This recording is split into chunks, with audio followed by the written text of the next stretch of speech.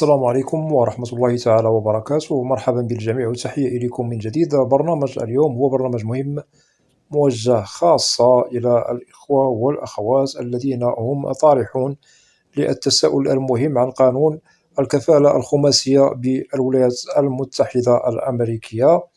إذا هناك نقاط مهمة سوف نتطرق لها في البرنامج، ولا بأس إن استفدتم من البرنامج أن تقوموا بمشاركته مع الأصدقاء والأحبة، هذا كله لكي تعم الفائدة. ولا تنسوا أن تشتركوا في القناة. أولا نبدأ بالتوضيح المهم عن الكفالة الخماسية الأمريكية. هنا هدفها هو التكفل والمساعدة بالدعم للمهاجرين الحديث العهد للدخول أو الهجرة إلى الولايات المتحدة. هنا نؤكد على المهاجرين الجدد. وهذه الأخيرة أي الكفالة الخماسية تدخل في القوانين أو القانون الأخير الذي تشتغل عليه شؤون الهجرة بالولايات المتحدة الأمريكية.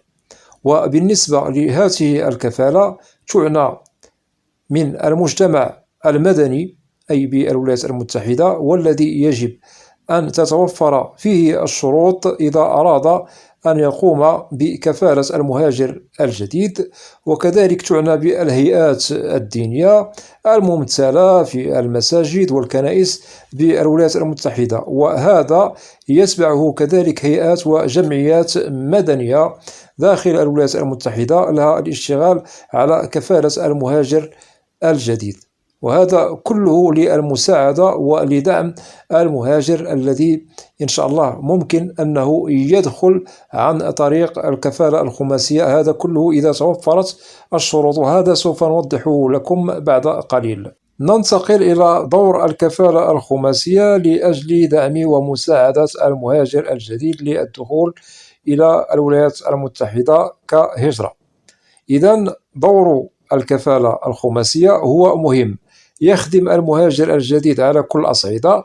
هنا نؤكد في مجالات متعددة تختلف بالطبع من مهاجر إلى مهاجر آخر، وسبق أن وضحنا بأن الظروف الاجتماعية تختلف. سوف نجد العازب والمتزوج الذي لديه أبناء. إذن عندما سوف نجد الاختلاف موجود بالطبع، هناك بعض المهاجرين ممكن أنهم سوف يحتاجون فقط بعض المساعدات والدعم، وهناك مهاجرين آخرون بالطبع ممكن أنهم سوف يحتاجون دعما كبيرا في كل ما يتعلق بالعيش والاستقرار بالولايات المتحدة، وهذا اختلافه موجود. هنا نؤكد على السكن، العمل، الدراسة إلى غير ذلك، وسوف نوضح لكم هذا في البرنامج. وبالنسبة للكفالة الخماسية سبق أن وضحنا لكم قبل قليل، تشترط أو يشترط عليها أن تتوفر فيها جميع القوانين المشروطة والموضوعة من طرف قانون الهجرة الأمريكي، وهذا كله ترعاه مصلحة شؤون الهجرة بالولايات المتحدة. بالطبع هناك طلب يداع من الطرف الكفالة الخماسية، وكذلك هنا ضعوا في الحسبان بأن شؤون الهجرة بالولايات المتحدة لكي يتحققوا من هذه الكفالة الخماسية التي تريد أن تدعم وتساعد هذا المهاجر الجديد، لازم أن تتوفر فيها جميع القوانين المشروطة عليها.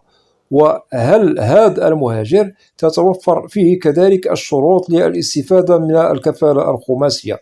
إذن كلتا الحالتان ينظر إليها من طرف دوائر الهجرة بعين الاعتبار، سواء من الطرف الأول أي المكلف أي الكفالة الخماسية، وكذلك ينظر إلى المستفيد أي المهاجر الجديد الذي ممكن أن يهاجر عن طريق الكفالة الخماسية إلى الولايات المتحدة الأمريكية. إذن كلتا الحالتان ينظر إليها بعين الاعتبار، فإن توفرت الشروط مكتملة في الكفالة الخماسية والمهاجر الجديد المستفيد، بالطبع هنا سوف يتحصل على الدعم والمساعدة، وكذلك سوف يدخل إلى الولايات المتحدة الأمريكية بالطبع بصفة قانونية. ممكن أنه سوف يستفيد من مساعدة ودعم مهم يخدم مستقبله داخل الأراضي الأمريكية. أتمنى أن تكون هذه النقطة واضحة. ننتقل إلى الأشياء المهمة التي يستفيد منها المهاجر الجديد إذا نجحت الكفالة الخماسية في مساعدته على الهجرة إلى الولايات المتحدة، ونذكر منها: أولا، المساعدة في إيجاد عمل. ثانيا، المساعدة في الاستفادة من التأمين الصحي والتطبيب في المستشفيات الأمريكية. ثالثا، المساعدة في ما يعنى بالظروف الخاصة الاجتماعية بجميع جوانبها. رابعا، المساعدة في التأقلم مع المجتمع الأمريكي في كل الجوانب. خامسا، المساعدة في ما يتعلق بالمجال التعليمي أو الدراسي بكل جوانبه. سادسا وهو المهم، هو أنه تقوم الكفالة الخماسية في مساعدة ودعم المهاجر الجديد فيما يتعلق بالسكن والاستقرار، كذلك النفسي والمادي في كل جوانبه. سابعا، كذلك ممكن للمهاجر الجديد عن طريق الكفالة الخماسية إلى الولايات المتحدة أن يستفيد من الدعم المهم لكي يتعلم أو لتعليم اللغة الإنجليزية. بالطبع هذه اللغة الإنجليزية هي اللغة المتداولة واللغة الأصل في الولايات المتحدة. بالطبع هذا سوف يخدم المهاجر الجديد للتأقلم مع المجتمع الأمريكي تواصلا، سواء في العمل أو قضاء حوائج ومستلزمات عيش يومية. وهذه النقاط التي وضحناها لكم والمهمة تعتبر أشياء مهمة يتطلع لها كل من هو مهاجر جديد بالولايات المتحدة لأجل حياة مستقرة، ولأجل تطوير الذات بالولايات المتحدة، ولأجل نجاح المستقبل بشكل نظامي محترم وعيش كريم بالولايات المتحدة. أتمنى أن تكون هذه النقاط واضحة. ننتقل إلى التساؤل المهم الذي قد يطرح عن الشروط التي لازم أن تتوفر في الكفالة الخماسية. يجب أن نجد الكفالة الخماسية تتوفر على شروط مطلوبة مهمة إذا أرادت توفير الدعم الكامل للمهاجر الجديد، وهذا يشمل الدعم المالي والمساعدة المختلفة بأشكالها. ثانيا، يشترط على الكفالة الخماسية إذا أرادت أن تكفل هذا المهاجر الجديد أن نجد لديها الإرادة والدعم فيما يتعلق بتوفير كل ما هو سوف يحتاجه المهاجر، سواء من رعاية صحية، سواء من غذاء، تعليم، من تكوين، كذلك دراسة جامعية، وكذلك التكفل بالسكن والإقامة إلى غير ذلك من المحتجيات التي ممكن أن يحتاجها المهاجر الجديد عند دخوله إلى الولايات المتحدة. وهذا كله سوف بالطبع يتكفل أو تتكفل به الكفالة الخماسية، وبالطبع هذا مشروط من طرف قانون الهجرة الأمريكي. بالطبع الكفالة الخماسية لازم أن تعرف ما له وما عليها إذا أرادت هذا المهاجر الجديد أن يدخل محترما مقيما مستقرا قانونيا بشكل قانوني بدون مشكل.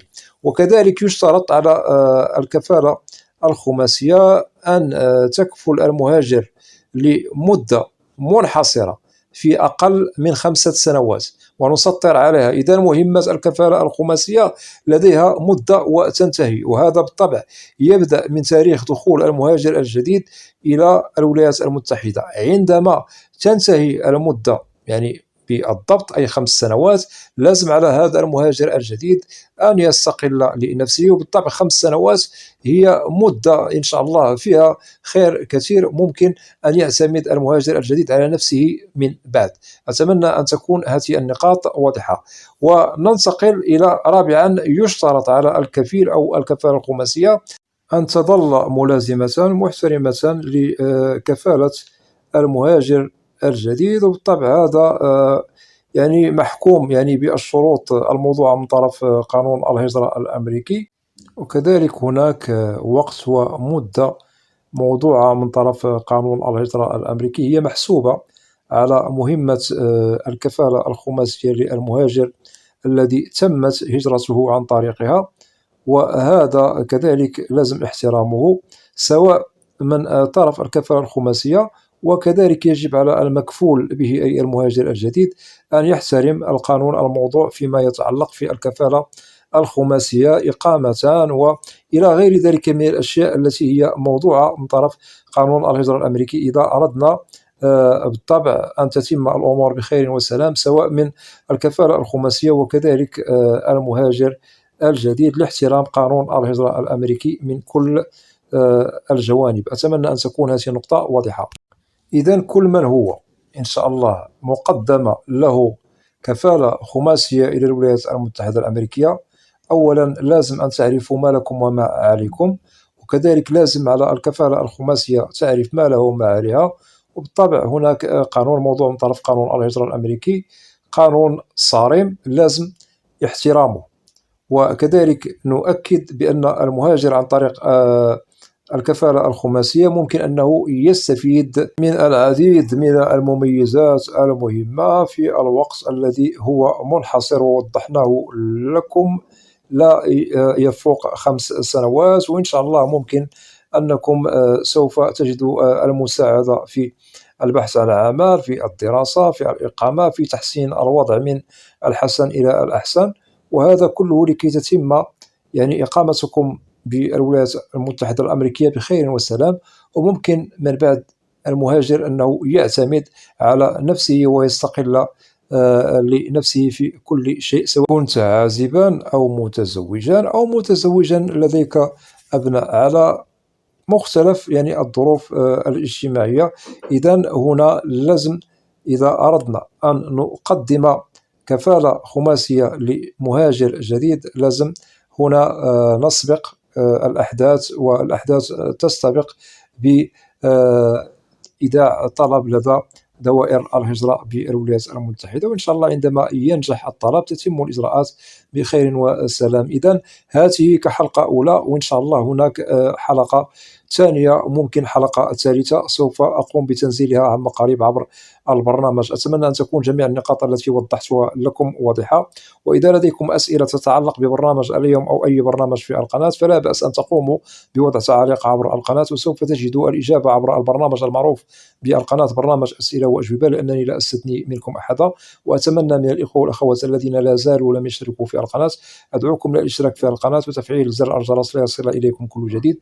ولا تنسوا أن تدعمونا دائما بلايك لكي نصل إلى أكبر نسبة من المشاهدة، وأسألكم الدعاء. وإلى لقاء قريب، والسلام عليكم ورحمة الله.